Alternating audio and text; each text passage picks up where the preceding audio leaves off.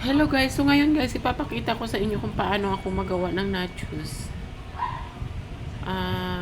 So sa paggawa guys, mag-uumpisa lang ako sa pagprito ng ating crackers.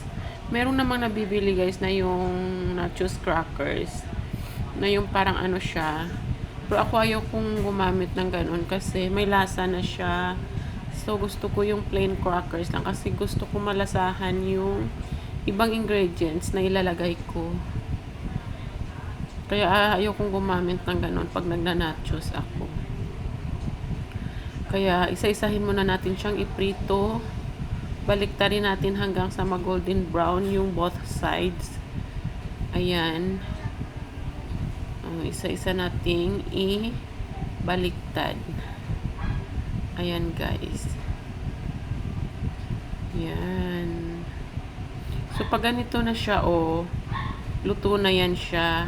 At saka yung apoy ko dito, guys, malakas ng konti kasi gusto ko yung crunchy na gusto ko is ma-achieve talaga. Pag mahina kasi yung apoy, parang ano pa siya, soft.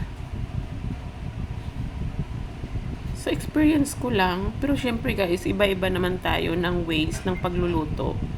Ang importante is masarap. Ayun, luto na. Yan, may cheese ako dito. May pipino, may sweet corn, at saka counting cabbage.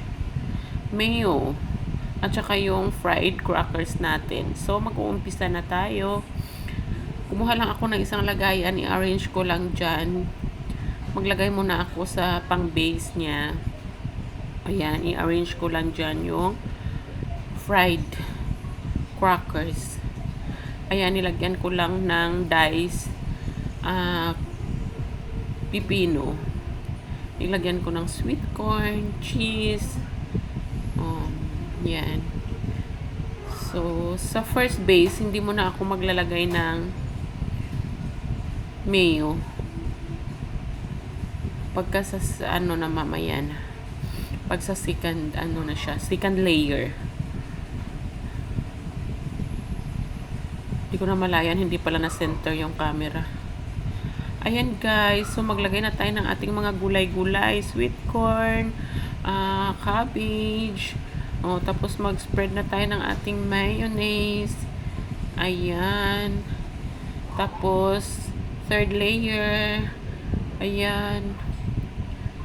So, ayan, balik-balik lang guys hanggang maubos ng ating ingredients. Spread. Ubusin na natin. Kasi kaunti na lang din yung ating crackers. So, fourth. So, lagyan natin ng mayonnaise. Kung gaano kadami yung gusto nyo, gaano kadaming cheese yung gusto nyo. Nasa sa inyo pa rin yun, guys. Yan. So,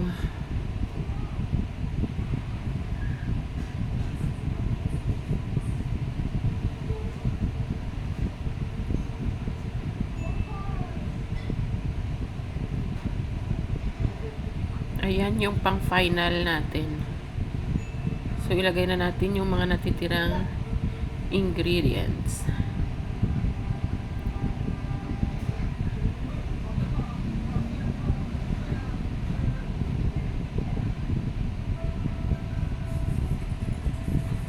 Ayan ang ating nachos.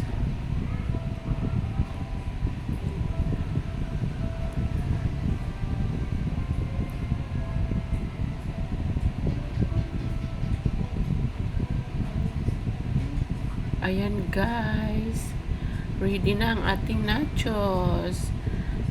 Cheese nachos with corn overload.